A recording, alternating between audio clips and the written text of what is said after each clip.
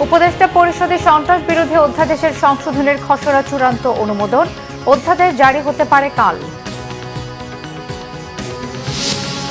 আওয়ামী লীগের কার্যক্রম নিষিদ্ধের সিদ্ধান্তকে স্বাগত জানিয়ে মির্জা ফখরুলের বিবৃতি, দলটির বিচার নিশ্চিতে পদক্ষেপ নেওয়ার আহ্বান বিএনপির।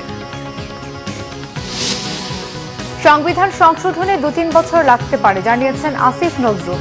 নতুন সংবিধান ও গণপরিষদে আপত্তি সালাউদ্দিন আহমেদের।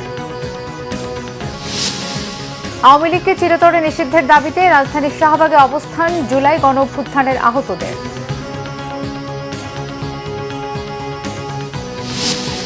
শান্তি শোভাযাত্রা, পিণ্ডদান সহ নানান আয়োজনে উদযাপন হচ্ছে বুদ্ধ পূর্ণিমা। বাংলাদেশ সহ সারা বিশ্বে শান্তি কামনা। দেখছিলেন ক্রাউন 7 সংবাদ শিরোনাম। এবারে বিস্তারিত। সন্ত্রাসী কার্যক্রমে জড়িত ব্যক্তি বা সত্তা এবং তাদের কর্মকাণ্ড নিষিদ্ধ করার বিধান যুক্ত করে সন্ত্রাস বিরোধী সংশোধন অধ্যাদেশ 2025-এর খসড়ার নীতিগত ও চূড়ান্ত অনুমোদন দিয়েছে উপদেষ্টা পরিষদ। রাষ্ট্রীয় অতিথি ভবন যমুনায় প্রধান উপদেষ্টা ডক্টর মোহাম্মদ ইউনূসের সভাপতিত্বে উপদেষ্টা পরিষদের বৈঠকে এই অনুমোদন দেওয়া হয়। বৈঠকের সারসংক্ষেপে বলা হয়েছে, কতিপয় সন্ত্রাসী কার্যক্রম প্রতিরোধে কার্যকর শাস্তি নিশ্চিত করতে সন্ত্রাস বিরোধী আইন 2009 প্রণয়ন করা হয়। সে আইনে কোনো সত্তার কার্যক্রম নিষিদ্ধ করার বিষয়ে কোনো বিধান ছিল না, তাই সন্ত্রাস বিরোধী আইন 2009-কে সময়োপযোগী করে উক্ত আইনের অধিকতর সংশোধন সমীচীন ও প্রয়োজন। এমন প্রেক্ষাপটে সন্ত্রাস বিরোধী আইন সংশোধন করে সত্তার কার্যক্রম নিষিদ্ধ করা, প্রয়োজনীয় অভিযোজনের পাশাপাশি অনলাইন ও সামাজিক যোগাযোগ মাধ্যমে প্রচার নিষিদ্ধ করতে বিধান অন্তর্ভুক্ত করা হয়েছে। আগামীকাল সংশোধনীটি অধ্যাদেশ আকারে জারি করা হতে পারে। এদিকে আন্তর্জাতিক অপরাধ ট্রাইব্যুনাল আইন সংশোধন করে অধ্যাদেশ জারি করেছে অন্তর্বর্তী সরকার। এতে কোনো রাজনৈতিক দল, তার অঙ্গ সংগঠন বা সমর্থক গোষ্ঠীকে শাস্তি দিতে পারবে ট্রাইব্যুনাল। শনিবার জারি করা অধ্যাদেশে বলা হয়েছে, এই আইন বা প্রযোজ্য অন্যান্য আইনে যা কিছুই থাকুক না কেন, যদি ট্রাইব্যুনালের কাছে প্রতীয়মান হয় যে কোনো সংগঠন এই আইনের 3 ধারা উপধারা 2 এর অধীন কোনো অপরাধ সংগঠন করেছে, আদেশ দিয়েছে, চেষ্টা করেছে, সহায়তা করেছে, উস্কানি দিয়েছে, মদদ দিয়েছে, ষড়যন্ত্র করেছে, সহযোগিতা করেছে অথবা অন্য যে কোনোভাবে সেই অপরাধ সংগঠনের সহায়তা করেছে, তবে ট্রাইব্যুনালের ক্ষমতা থাকবে সংগঠনটির কার্যক্রম স্থগিত বা নিষিদ্ধ করার, সেই সাথে সংগঠনের নিবন্ধন বা লাইসেন্স স্থগিত অথবা বাতিল করার এবং এর সম্পত্তি জব্দ করারও বিধান রাখা হয়েছে। এই আইনের আওতায় সংগঠন বলতে যে কোনো রাজনৈতিক দলকেও বোঝাবে, পাশাপাশি দলের অধীনস্থ সম্পর্কিত বা সংশ্লিষ্ট কোনো সংগঠন অথবা গোষ্ঠীকেও বোঝাবে। বিএনপি মহাসচিব মির্জা ফখরুল ইসলাম আলমগীর আজ এক বিবৃতিতে বলেছেন, বিএনপির দাবি আগেই মানলে চাপের মুখে ব্যবস্থা নেয়ার মতো বিব্রতকর অবস্থায় অন্তর্বর্তী সরকারকে পড়তে হতো না। আওয়ামী লীগ নিষিদ্ধের প্রতিক্রিয়ায় গণমাধ্যমে পাঠানো বিবৃতিতে এমন মন্তব্য করেছেন তিনি। আশা করেন ভবিষ্যৎ কার্যক্রম পরিচালনায় সরকার বিষয়টি সতর্কতার সাথে মনে রাখবে। মির্জা ফখরুল বলেন, দীর্ঘ 16 বছর ধরে জনগণ তাদের ভোটাধিকার ও গণতন্ত্র পুনঃপ্রতিষ্ঠার লক্ষ্যে ফ্যাসিবাদের পতনের জন্য গুম, খুন, জেল ও জুলুম সহ্য করে লড়াই করেছে, কিন্তু তাদের সেই দাবি এখনো অর্জিত হয়নি। গণতন্ত্র পুনঃপ্রতিষ্ঠার সুনির্দিষ্ট রোডম্যাপ ঘোষণার দাবি ক্রমাগত উপেক্ষিত হওয়ায় জনমনে যে ক্ষোভের সৃষ্টি হচ্ছে সে ব্যাপারেও সরকারকে সতর্ক হওয়ার আহ্বান জানান বিএনপি মহাসচিব। প্রাসঙ্গিক আইন সংশোধন করে বিচারিক প্রক্রিয়ায় গুম, খুন, নিপীড়ন ও জনগণের বিরুদ্ধে দীর্ঘদিন অপশাসন চালনাকারী ফ্যাসিবাদী দলের বিচার করার সিদ্ধান্তকে সঠিক বলেও জানান তিনি। বিএনপির স্থায়ী কমিটির সদস্য সালাউদ্দিন আহমেদ বলেছেন, আওয়ামী লীগ রাজনৈতিক দল নয়, মাফিয়াতন্ত্র তৈরি করেছে, তাই দলটির রাজনীতি করার সুযোগ নেই। আওয়ামী লীগের বিচার নিশ্চিত ও সেটি নিয়ে কেউ যেন প্রশ্ন তুলতে না পারে সে ব্যাপারে অন্তর্বর্তী সরকারকে পদক্ষেপ নেওয়ার আহ্বান জানান তিনি। রাজধানীতে এক অনুষ্ঠান শেষে গণমাধ্যমে দেওয়া প্রতিক্রিয়ায় এসব কথা বলেন বিএনপির স্থায়ী কমিটির সদস্য। শক্তি আওয়ামী লীগ একটি মাফিয়া শক্তিতে পরিণত হয়েছিল।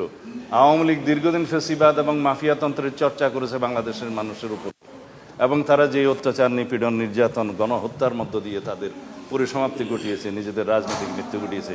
এরপরও তার রাজনৈতিক is no more political party. এটা একটা মাফিয়া পার্টি, এটা একটা মাফিয়া শক্তি, এটা একটা ফেসিবাদী দল। সুতরাং রাজনৈতিক দলের কোনো তকমা দিতে চাই না। আওয়ামী লীগের ডিএনএতেই গণতন্ত্র নাই। আমরা শাহবাগে কেন যাব? আমাদের দাবিতে আমরা মাননীয় প্রধান উপদেষ্টাকে দীর্ঘ কয়েক মাস আগেই লিখিতভাবে দিয়েছি, মৌখিকভাবে দিয়েছি। আমি আশঙ্কা করছি যদি গণতান্ত্রিক যাত্রা মতে, গণতান্ত্রিক উত্তরণের পথ পরিক্রমায় যদি দীর্ঘায়িত কোনো পদক্ষেপ নেওয়া হয়, কৌশল অবলম্বন করা হয়, হয়তো সরকারকে বিব্রত হতে পারে সামনে। আওয়ামী লীগের কার্যক্রম নিষিদ্ধের গেজেট প্রকাশের পরে দলটির নিবন্ধনের বিষয়ে সিদ্ধান্ত হবে বলে জানিয়েছেন প্রধান নির্বাচন কমিশনার এএমএম নাসির উদ্দিন। সাংবাদিকদের এই তথ্য জানিয়েছেন তিনি। সিইসি বলেন, গেজেট প্রকাশের পরে আওয়ামী লীগের নিবন্ধনের বিষয়ে সিদ্ধান্ত হবে। জানান, বাংলাদেশের স্পিরিট বুঝে সিদ্ধান্ত নেওয়া হবে। কাল গেজেট হলে কালই সিদ্ধান্ত।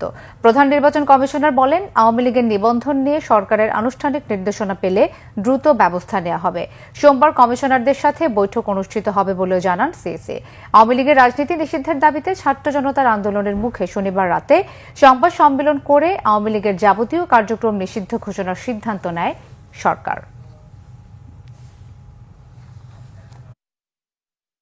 সরকারের সিদ্ধান্ত যখন আমরা অফিসিয়ালি পাবো, গেজেট হোক বা সার্কুলার হোক, যেভাবে একটা পাবো, তো ওটা পাওয়ার পরে আমরা কালকে বসে, আমি তো একবার কোনো সিদ্ধান্ত নিই না, আমরা বসে কালকে একটা সিদ্ধান্ত নেব। পত্রিকা বা টেলিভিশনের রিপোর্টের ভিত্তিতে তো আর আমরা সিদ্ধান্ত নিতে পারি না, বুঝছেন না? কালকে যদি রাতে যায় তাহলে কালকে আমরা বসে সিদ্ধান্ত নেব। পুলিশের ঢাকা রেঞ্জের নতুন ডিআইজি রেজাউল করিম মল্লিক বলেছেন, নিষিদ্ধ ঘোষিত দল বা সংগঠন কোনো ধরনের অপরাধ করলে কঠোরভাবে দমন করা হবে। পুলিশের কোনো কর্মকর্তা বা অন্য সদস্য চাঁদাবাজি বা অপরাধ করলে তাদের বিরুদ্ধেও শাস্তিমূলক ব্যবস্থা নেওয়া হবে। কেউ কোনো ধরনের ছাড় পাবে না। সকালে সেগুনবাগিচার ঢাকা রেঞ্জ কার্যালয়ে এক সংবাদ সম্মেলনে এসব কথা বলেন তিনি। ঢাকা রেঞ্জের ডিআইজি জানান, সরাসরি তার সাথে কথা বলতে পারবেন ভুক্তভোগীরা। জনগণকে সেবাদানে ঢাকার প্রতিটি থানা হবে রোল মডেল। ঢাকার প্রতিটি থানা জনগণকে সেবাদানের রোল মডেল হিসেবে গড়ে তোলার আহ্বান জানান তিনি। রেজাউল করিম বলেন, ঢাকার প্রতিটি থানা, ফাঁড়ি, জেলা পুলিশ সার্কেল অফিস সহ পুলিশের সব কার্যালয়ে অভিযোগ বাক্স স্থাপন করা হবে। রেঞ্জের ৯৮টি থানার সেবা মনিটরিং নিজে তদারকি করবেন বলেও জানান তিনি। ঢাকার সব থানা হবে জনগণের। এসবে রেঞ্জের অন্যান্য ঊর্ধ্বতন কর্মকর্তাবৃন্দ উপস্থিত ছিলেন। নতুন সংবিধান প্রণয়ন না হওয়া পর্যন্ত ৭২-এর সংবিধানে সংশোধনী এনে রাষ্ট্র পরিচালনা সম্ভব বলে জানিয়েছেন আইন, বিচার ও সংসদ বিষয়ক উপদেষ্টা ড আসিফ নজরুল। অন্যদিকে জাতীয় ঐকমত্য কমিশনের সহ সভাপতি অধ্যাপক আলী রিয়াজ বলেছেন, সংবিধান সংস্কার আক্ষরিক নয়, জনগণের প্রত্যাশা অনুযায়ী করতে রাজনৈতিক দলের ঐকমত্য থাকতে হবে। আলোচনায় রাজনৈতিক দলের নেতারা ফ্যাসিবাদ প্রথা বিলোপে একমত হলেও সংবিধান সংস্কার ও গণপরিষদ গঠন নিয়ে আলাদা আলাদা প্রস্তাব দেন। রিপোর্ট রিশাদ নাসরুল্লাহর। রাষ্ট্রের গণতান্ত্রিক কাঠামো সংস্কারে, নাগরিক উদ্যোগ ও সংবিধান সংস্কারের দাবি নিয়ে রাজধানীতে আলোচনার আয়োজন করে নাগরিক কোয়ালিশন। আলোচনায় সংবিধান সংস্কারে বেশ কিছু প্রস্তাব তুলে ধরেন বক্তারা। সংবিধান সংস্কার প্রসঙ্গে আইন উপদেষ্টা বলেন, গণপরিষদ করে নতুন সংবিধান তৈরিতে প্রয়োজনীয় সময় লাগবে। তাই রাজনৈতিক ঐকমত্যের ভিত্তিতে সংবিধান সংশোধন করে রাষ্ট্রে গণতান্ত্রিক ধারাবাহিকতা রাখা সম্ভব। নতুন সংবিধান প্রণীত না হওয়া পর্যন্ত বর্তমান যে সংসদ থাকবে, যে সংসদটা, যে সংবিধান পরিষদ যখন সংসদ হিসেবে কাজ করবে, সে ৭২ সংবিধানের প্রয়োজনীয় আবেদনগুলো করে ফেলবে। এটা আপনাদের ইনক্লুড করতে হবে যে গণপরিষদ হিসেবে যখন সে কাজ করবে, সে নতুন সংবিধান প্রণয়নের কাজ করতে থাকবে। ওটা করতে আমার ধারণা ২-৩ বছর লাগতে পারে। এই ২-৩ বছর কি আমি ৭২ সংবিধান বহন করব? এই ২-৩ বছরের জন্য তারা যখন জাতীয় সংসদ হিসাবে কাজ করবে, তখন তারা সংসদের কিছু ফান্ডামেন্টাল অ্যামেন্ডমেন্ট আনবে। জুলাই সনদে কি এত কিছুই থাকবে যেটা সংবিধানে ভিত্তি হবে? তাহলে এই জুলাই সনদ আর হবে নাকি আমার সন্দেহ আছে। জুলাই সনদের উপর অনেক বেশি গুরুত্ব দেওয়া হয়েছে, আমরা একটা ধরেই নিয়েছি সবাই জুলাই সনদের উপর অনেক কিছু বিষয়ে একমত হবে। এটা এত সহজ হবে না। হয়তো এমন হতে পারে জুলাই সনদের মোস্ট ফান্ডামেন্টাল শুধু জিনিস রাখা সম্ভব হতে পারে। আলোচনায় রাজনৈতিক দলের নেতারা বলেন, রাষ্ট্রকে গণতান্ত্রিক ধারায় রেখে ফ্যাসিবাদী ব্যবস্থার বিলোপ ঘটাতে হবে। রিরাইটিং নয়, নতুন প্রণয়ন নয়, সংবিধান সংশোধনের মাধ্যমে একই কাজ করা যায়। ফ্যাসিবাদ বিরোধী জাতীয় ঐক্যকে আমরা ধরে রাখবো, এটাই আমাদের শক্তি হবে। এবং আমাদের দলের পক্ষ থেকে আমরা সবসময় বলেছি, আমাদের একদম ১ নম্বর এজেন্ডা হচ্ছে সবার আগে বাংলাদেশ। এবং এইখানে যে আমরা সবাই একই বিষয়ে ঐকমত্য হতে পারবো সত্য, সেটাও ঠিক নয়। বাট আমরা তো আলাপ করতে পারছি, আমরা একটা ডেমোক্রেটিক চর্চার মধ্যে দিয়ে আছি। এই বিষয়টা আমাদেরকে ধরে রাখতে হবে। এবং আমরা দ্বিমত পোষণ করার জন্যই তো গণতন্ত্র চেয়েছি। 24-এর পরে যেহেতু আমাদের সেই সুযোগটা এসেছে, আমরা মনে করি যে একটি গণপরিষদের মাধ্যমেই আমাদের রাষ্ট্রের ভিত্তিটা নতুন করে ঐক্যমতের মাধ্যমে স্থাপন করা আসলে উচিত। যে আমরা যে নতুন রাজনৈতিক বন্দোবস্তের কথা বলছি, যে ফ্যাসিবাদী ব্যবস্থার বিলোপের মাধ্যমে আমাদের একটা বৈষম্যহীন আর্থসামাজিক ব্যবস্থা, একটা গণতান্ত্রিক রাষ্ট্র, গণতান্ত্রিক প্রতিষ্ঠান তৈরি করা বাংলাদেশের নাগরিক মর্যাদা, সকল নাগরিকের মর্যাদা এবং সাংস্কৃতিক বহুত্ব, এর ভিত্তিতে আসলে আমাদের সামনের যে বাংলাদেশ, 24-এর বাংলাদেশ, সেই বাংলাদেশ আমাদের পুনর্গঠন করা উচিত। আমরা যদি নতুন সংবিধান তৈরি করতে না পারি, তাহলে আসলে এটাকে আর নতুন বাংলাদেশ বলার প্রয়োজন নেই। সংবিধান হচ্ছে একটা মাকড়সার জালের মতো, আইন হচ্ছে একটা মাকড়সার জালের মতো। শক্তিমান যারা তারা ছিঁড়ে বের হয়ে যায়, দুর্বল যারা আটকা পড়ে যায়।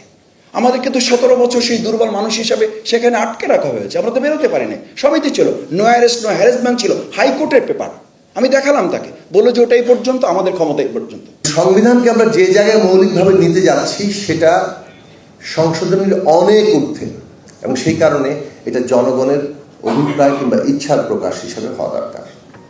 সংবিধান মাত্রই জনগণের ইচ্ছা এবং অভিপ্রায় প্রকাশ, সেটা এই সংবিধানে লেখা আছে। কাজেই সেই দিক থেকে জনগণের ম্যান্ডেট ছাড়া একটা সংবিধানের ফান্ডামেন্টাল সংস্কার করা সম্ভব নয়। নতুন সংবিধান তো প্রশ্নই আসে না।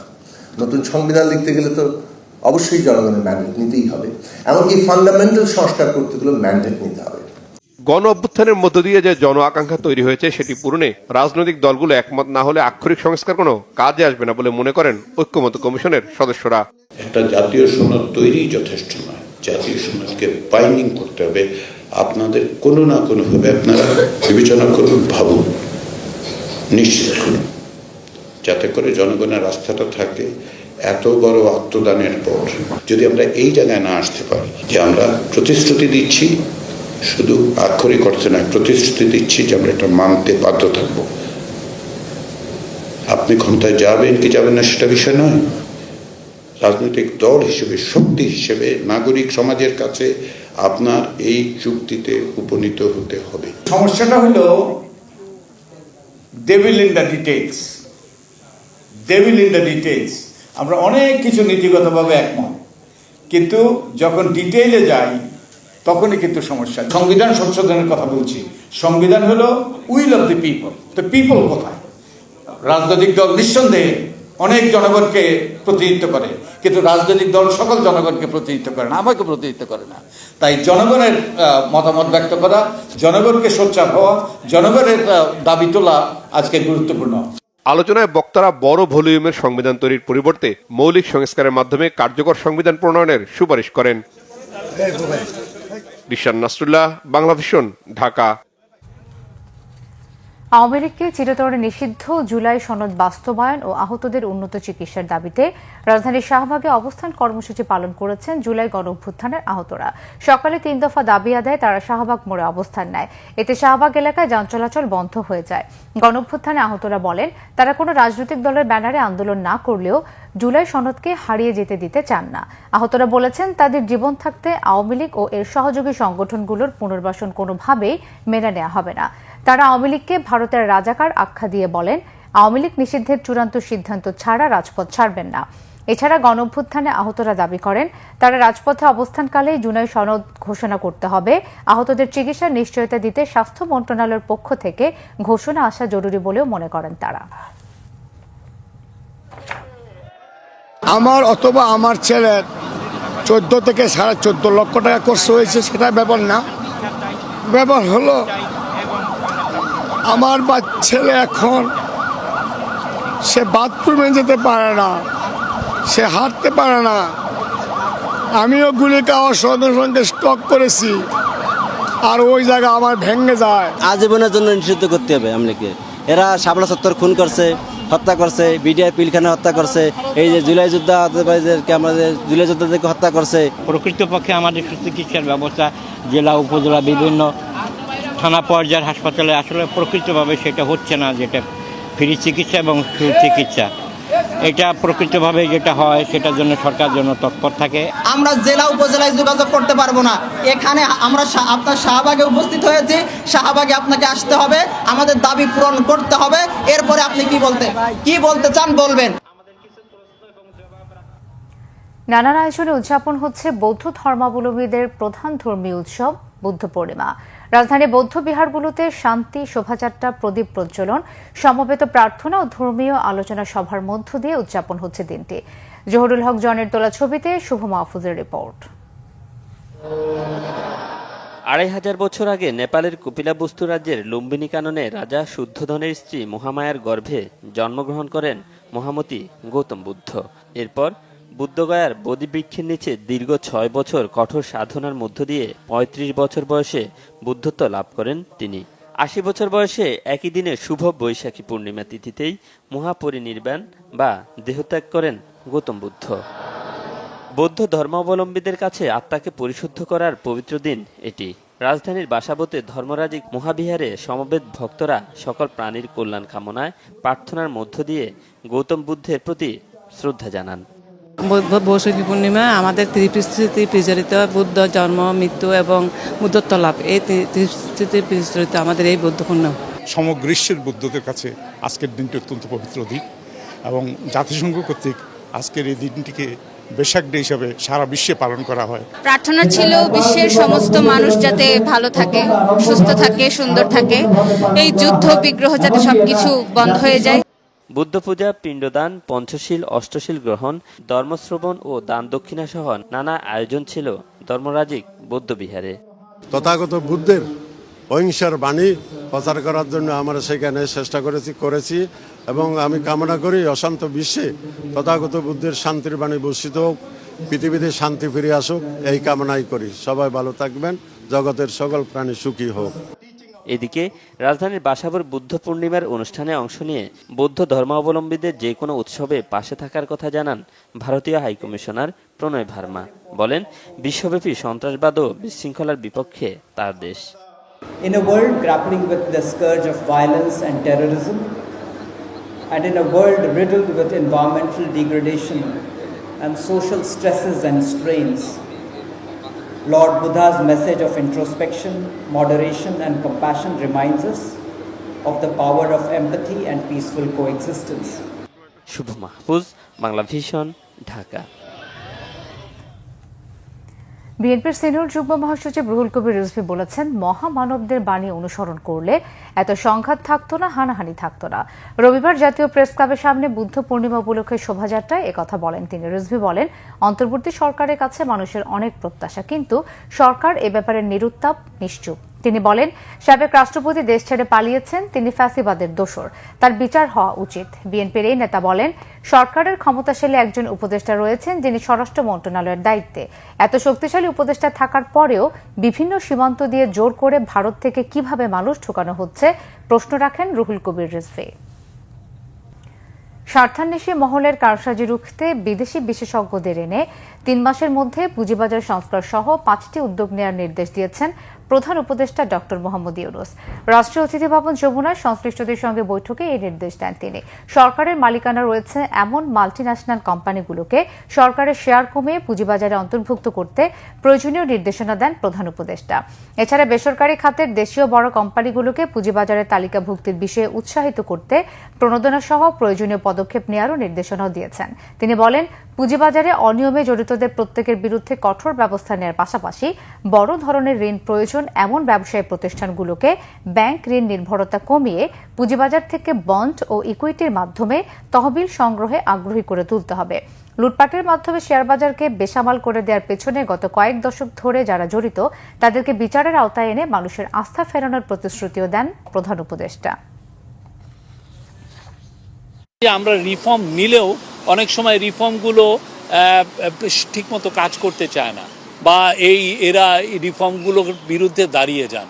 তো এইটার জন্য এই স্টক মার্কেটে যাতে খুব ডিপ রিফর্মটা ক্যারি আউট করা যায় এবং এমন ব্যক্তি যাদের আসলে এইখানে কোনো ইন্টারেস্ট নাই, এই রকম একটা রিফর্মের কথা চিফ অ্যাডভাইজার বলেছেন। এবং উনি বলেছেন সেট অফ ফরেন এক্সপার্টকে আনতে বলেছেন, যারা এসে 3 মাসের মধ্যে পুরো রিফর্মটা তারা ইনিশিয়েট করবেন বা ক্যারি আউট করবেন।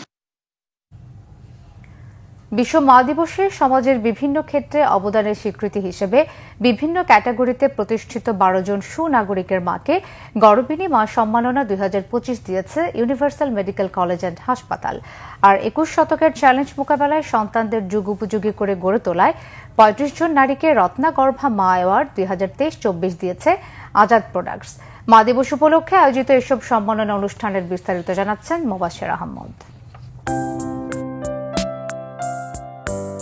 জন্ম জন্মান্তরের বন্ধনের নাম মা, নিষ্ঠুর এই পৃথিবীর এক নিঃস্বার্থ ভালোবাসার নাম মা। মমতাময়ী সব মায়ের স্মরণে রবিবার বিশ্ব মা দিবসে রাজধানীর রাও ক্লাবে গর্বিণী মা 2025 আয়োজন করেছে ইউনিভার্সাল মেডিকেল কলেজ অ্যান্ড হাসপাতাল। সমাজে বিভিন্ন ক্ষেত্রে অবদান রাখায় এবার 12 জন গর্বিত মাকে সম্মাননা দেওয়ার অনুভূতি সন্তানদের মুখে। সে যে সম্মানিত হলো বা আমি যে তাকে সম্মানিত করতে পারলাম, আমি সেই জিনিসটা আমি আমার মাকে সরাসরি বলতে চাই। একটা প্রোগ্রামের জন্য যখন রেডি হয়েছি, একটা বার হলো আম্মুকে জিজ্ঞেস করলাম ঠিক আছে এটা, তখন মনে হয় যে এই একটা জায়গা যেখানে আমরা এখনো ছোট আছি এবং এটাই থাকতে চাই। আজকে আমাদের ভাইদের যে সাফল্য এবং যার জন্য মা আজকে গর্বিণী মা হিসেবে স্বীকৃতি পেতে যাচ্ছেন, তার জন্য আমার মায়েরই সবচেয়ে বেশি অবদান। আল্লাহর ইচ্ছা, আমার বাবার অবদান ছিল, আমার বাবা বেঁচে নেই, বাবা বেঁচে থাকলে অনেক খুশি হতেন। দেশের বিভিন্ন সংকট মোকাবেলায় মায়েদের অবদান স্মরণ করেন অনুষ্ঠানের প্রধান অতিথি নৌ পরিবহন উপদেষ্টা ডক্টর এম শাখাওয়াত হোসেন। বহু অনুষ্ঠানে গেছি, first time this kind of অনুষ্ঠান থেকে আমার মায়ের কথা চিন্তা করতে খুব চোখে পানি আসছে। আপনাদেরকে ধন্যবাদ। আমি তাড়াহুড়োর মধ্যে আছি বলে অনেক কথা বললাম না। তো দেশের জন্য দোয়া করবেন। We are in kind of crisis এখন ওভার হয়নি, আশা করি ওদের সাথে ক্রাইসিস ওভার হবে। অনুষ্ঠান শেষে এবার 12 জন গর্বিত মায়ের হাতে সম্মাননা তুলে দেওয়া হয়। এদিকে প্রতি বছরের মতো এবারও সফল মায়েদের হাতে রত্নগর্ভা মা অ্যাওয়ার্ড দিয়েছে আজাদ প্রোডাক্টস। ঢাকা ক্লাবের শামসুন এইচ চৌধুরী সেন্টারে 21 শতকের চ্যালেঞ্জ মোকাবেলায় সন্তানদের যুগোপযোগী হিসেবে গড়ে তোলার স্বীকৃতি হিসেবে এই পুরস্কার তুলে দেওয়া হয় 35 জন মায়ের হাতে। মোবাশ্বের আহমেদ, বাংলা ভিশন, ঢাকা। গণ অধিকার পরিষদের সভাপতি নুরুল হক নূর বলেছেন, যেসব উপদেষ্টা আওয়ামী লীগ নেতাদের পুনর্বাসনের চেষ্টা করছেন এবং জুলাই আন্দোলনে গণহত্যাকারীদের রক্ষার চেষ্টা করছেন, খুঁজে বের করে তাদের বিরুদ্ধে পদক্ষেপ নিতে হবে। দুপুরে পুরানা পল্টনে গণ অধিকার পরিষদের কার্যালয়ে আয়োজিত এক জরুরি সংবাদ সম্মেলনে নূর এসব কথা বলেন। অভিযোগ তুলে তিনি বলেন, আওয়ামী লীগের লোকজনের ব্যবসা বাণিজ্য টিকিয়ে রাখা হয়েছে। গত 16 বছরে আওয়ামী লীগ অবৈধভাবে জনগণের যে সম্পদ লুটপাট করেছে তা বাজেয়াপ্ত করে জনগণের কল্যাণে ব্যয় করা উচিত বলেও মন্তব্য করেন নূর।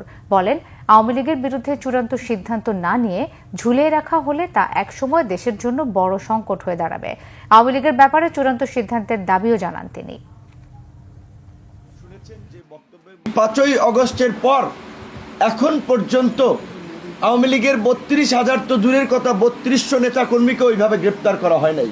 আওয়ামী লীগের বিষয়ে যদি চূড়ান্ত সিদ্ধান্ত না নেওয়া যায়, এটি যদি ঝুলিয়ে রাখা হয়, সেটি আমাদের গলার কাটা হবে। যারা এই আওয়ামী পুনর্বাসনে জড়িত, গণহত্যাকারীদের রক্ষায় জড়িত, এই আওয়ামী লীগের দোসরদের ব্যবসা বাণিজ্য এখনো টিকিয়ে রেখেছে, কোন কোন উপদেষ্টা আমাদেরকে খুঁজে বের করতে হবে, তাদের বিরুদ্ধে আমাদেরকে নামতে হবে।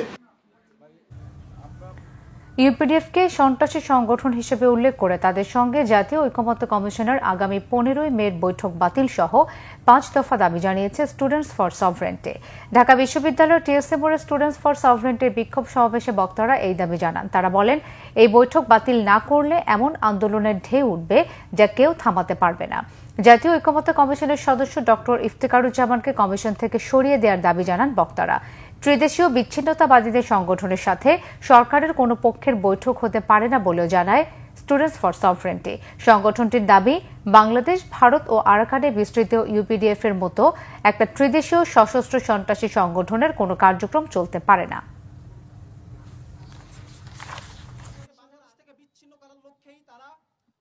যেই সন্ত্রাসী সংগঠন ইউপিডিএফ প্রকাশ্যে ঘোষণা করে স্বায়ত্তশাসন চায়, এবং যেটা একটা প্রতিষ্ঠিত সন্ত্রাসী সংগঠন, সেই সংগঠনের সাথে বাংলাদেশ সরকারের জাতীয় ঐকমত্য কমিশন কিভাবে বৈঠক করে এবং তাদের রাজনৈতিক স্বীকৃতি দেওয়ার জন্য বৈঠক করে একই সাথে আগামী 15ই মে আবার বৈঠক করার ঘোষণা দেয়, সেইটা আমাদের বুঝে আসে না।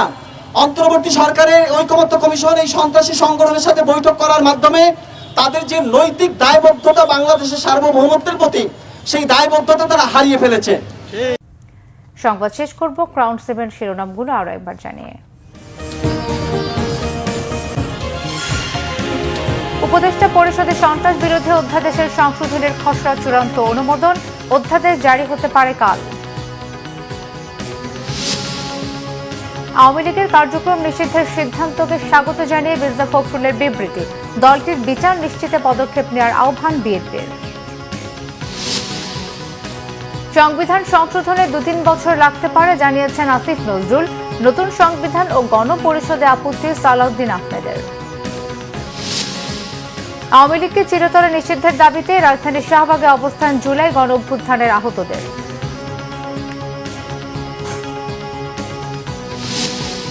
শান্তি শোভাযাত্রা, পিণ্ডদান সহ নানান আয়োজনে উদযাপন হচ্ছে বুদ্ধ পূর্ণিমা, বাংলাদেশ সহ সারা বিশ্বে শান্তি কামনা।